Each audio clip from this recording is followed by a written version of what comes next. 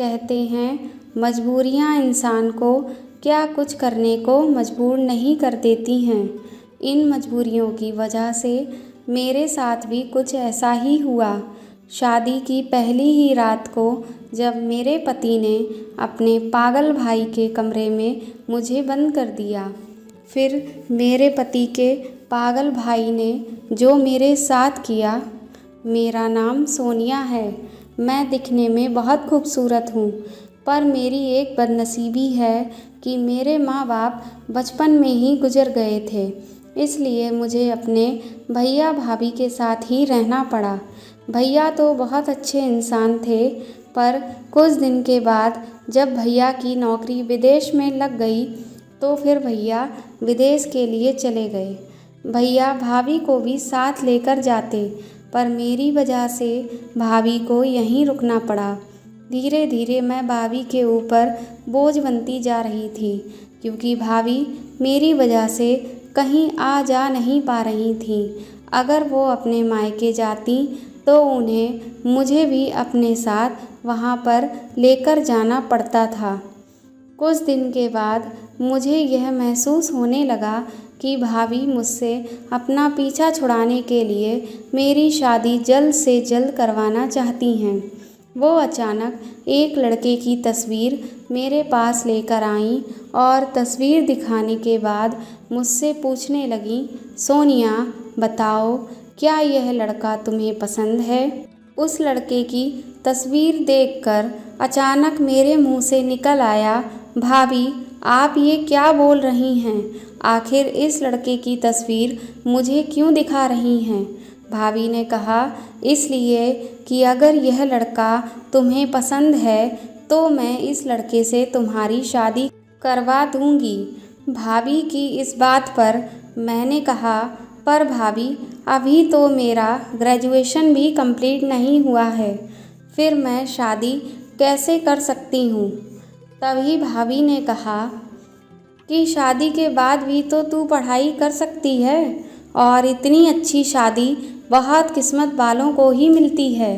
यह लड़का अपने माँ बाप का इकलौता वारिस है, और सबसे बड़ी बात यह है कि इसके घर में इसके माँ बाप भी नहीं हैं और करोड़ों की प्रॉपर्टी है।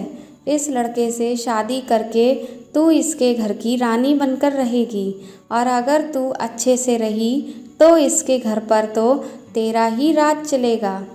भाभी की बातें सुनने के बाद मैंने उनकी बातों को टाल दिया, पर भाभी उस दिन से मेरे जैसे पीछे ही पड़ गईं। कुछ भी मुझसे बातें करती बस यही कहती कि क्या हुआ सोनिया, तुमने कुछ बताया नहीं। धीरे धीरे मुझे भाभी की बातों से लगने लगा कि भाभी मेरी शादी करवा कर ही आखिर दम लेंगी। इसलिए बहुत कुछ सोचने विचारने के बाद मैंने इस रिश्ते के लिए हाँ कर दिया, क्योंकि रिश्ता सुनने में तो अच्छा ही था, और आखिर हर लड़की को एक ना एक दिन शादी करके जाना ही है। फिर मेरे हाँ कहते ही भाभी ने इस रिश्ते के बारे में भैया को बताया। भैया ने जब मेरी शादी के बारे में सुना तो भाभी को समझाते हुए वह कहने लगे कि अभी तो सोनिया का ग्रेजुएशन भी नहीं हुआ और तुम हो कि उसकी शादी की बात कर रही हो। पर जब भैया को पता चला कि मैंने भी इस शादी के लिए हाँ कर दिया है तो फिर वो भी इस रिश्ते के लिए मान गए और अगले ही महीने आने को कहा। भैया के आते ही मेरी और अमन की सगाई हुई और सगाई के अगले हफ्ते ही हमारी शादी थी। शादी इसलिए जल्दबाजी में हुई कि भैया को कम दिन की छुट्टी थी और इन्हीं छुट्टी में उन्हें सब कुछ करना था।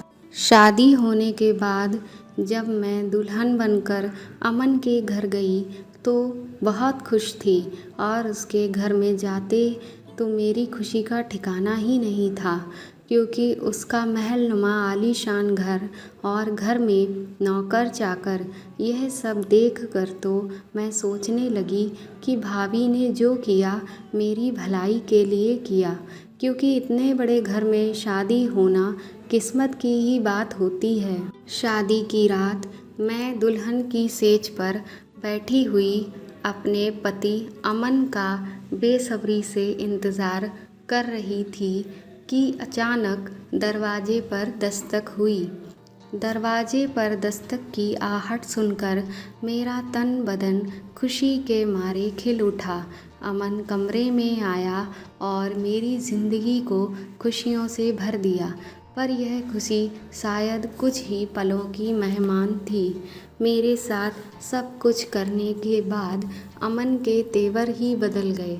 अचानक से उसके व्यवहार में बदलाव आ गया और वो मुझे बाहों से पकड़ते हुए एक कमरे में ले जाकर बंद कर दिया। उस कमरे में जाते ही मेरी नज़र एक आदमी पर पड़ी जो बिस्तर पर लेटा हुआ था। उस आदमी को देखकर लगता था कि उसकी दिमागी हालत ठीक नहीं है। अमन उस कमरे में मुझे बंद करके बाहर चला गया। अपने साथ ऐसा होता हुआ देख मैं फूट फूट कर रोने लगी और मन में सोचने लगी कि आखिर यह क्या हो गया मेरी ज़िंदगी के साथ। मैंने अपनी नई ज़िंदगी की शुरुआत के कितने सपने देखे थे, पर अमन मेरे साथ यह क्या कर रहा है। मैं यही सब सोच सोच कर रो रही थी।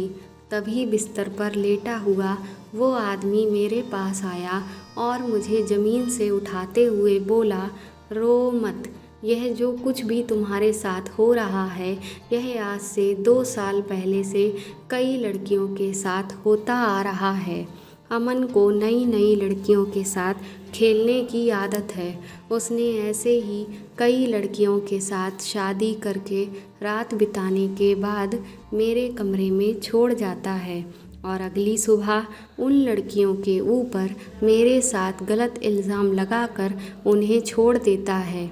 मैं अमन का बड़ा भाई हूँ और अमन मेरा छोटा भाई है। अमन प्रॉपर्टी और पैसों के लिए मुझे दूध में पागल होने वाली दवाई देता है ताकि जब मैं पूरी तरह से पागल हो जाऊं तो वो मुझे पागल खाने में डालकर पूरी प्रॉपर्टी का वारिस बन जाए। पर अमन की सच्चाई मुझे कुछ दिन पहले ही पता चल गई थी।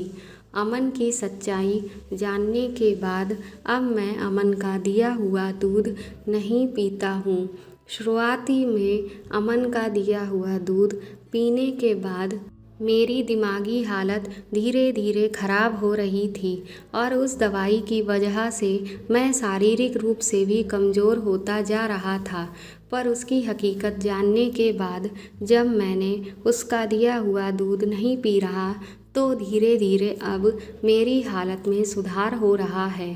मैं जानबूझकर अमन के सामने पागल बनने का नाटक करता हूँ कि अमन को कुछ भी पता ना चले और उसे यही लगे कि मैं उसका दिया हुआ दूध पी रहा हूँ।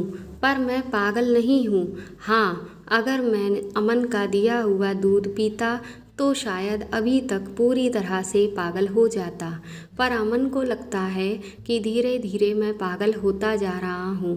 मैं भी समय का इंतज़ार कर रहा हूँ। जब मैं शारीरिक रूप से मजबूत हो जाऊँगा तो मैं अमन की सच्चाई सबके सामने लाऊँगा।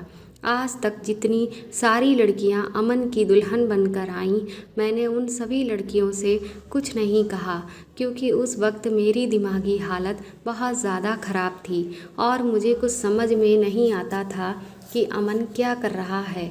मैं यह सारी बातें इसलिए तुमसे कह रहा हूँ क्योंकि मुझे लगता है कि तुम मेरी मदद कर सकती हो और हम दोनों मिलकर अमन की यह घिनौनी सच्चाई पूरी दुनिया के सामने ला सकते हैं। बताओ, क्या तुम मेरा साथ दोगी? अमन के भाई अरुण की बातें मुझे सच्ची लगीं। वो एक बहुत अच्छे इंसान थे और मेरे साथ भी इतना बड़ा धोखा अमन ने ही किया था और आगे ना जाने कितनी लड़कियों के साथ वह यह करता। अगली सुबह अमन ने जब मुझे छोड़ने की बात कही, उसने गुस्से में मुझसे कहा कि तुम मेरे भाई के कमरे में क्या कर रही थी? तुम एक बदचलन औरत हो और इसीलिए मैं अब तुम्हारे साथ नहीं रह सकता। अमन के कहने पर मैं बिना कुछ कहे सुने घर से तो निकल गई, पर अरुण और हमने एक प्लान बनाया था कि मैं इस घर से तो चली जाऊंगी, पर उसी रात तुम घर के पीछे का दरवाज़ा खोल देना, मैं धीरे से तुम्हारे कमरे में आ जाऊंगी। जैसा हमने और अरुण ने प्लान बनाया था, हमारा प्लान सक्सेसफुल हुआ। मैं अरुण के कमरे में आकर चुपके से रहने लगी। हमने एक नौकरानी को कुछ पैसे दिए ताकि वह हमारा साथ दे सके। वह धीरे से मेरे और अरुण के लिए कमरे में खाना भिजवा देती थी। कुछ दिन यूं ही गुजरते गए। धीरे धीरे करके अरुण की हालत में और भी सुधार होता चला गया और अरुण ने अमन की सारी सच्चाई दुनिया के सामने लाकर रख दी। अमन रंगे हाथों पकड़ा गया और अमन को पुलिस पकड़कर ले गई। यह सब होने के बाद अरुण मेरे पास आए और मुझसे कहने लगे, सोनिया, क्या तुम मुझे अपने जीवन साथी के रूप में पसंद करती हो?